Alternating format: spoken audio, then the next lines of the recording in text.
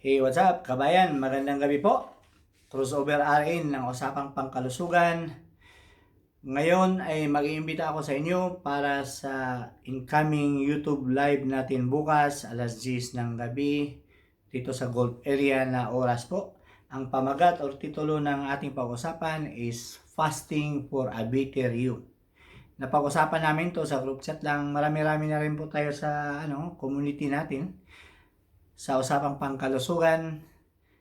Ay napag-usapan ito para sa convenient time ng lahat po. Medyo naka-relax na po galing trabaho at yung iba hindi naman maaga ang pasok.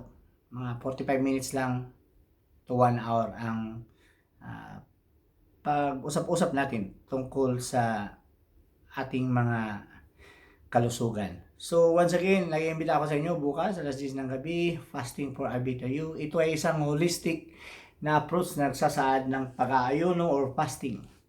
Na ito ay hindi lamang para sa physical na kalusugan, kundi para sa personal na paglago or pagbabago at sa kalinawan ng isipan, emosyonal na kalagayan at pati na rin or lalong-lalo na sa espiritual na pagunlad. Maraming nagustuhan ang mga kabayan natin at nagugustuhan din ito ng iba pa na hindi lamang naghahanap ng physical na pagbabago kundi ang pagpapabuti ng kabuuang kalidad ng buhay at pag-iisip. Yun lamang po kaibigan, hindi ko na pahabain pa. Once again, I'm inviting you all tomorrow 10 p.m.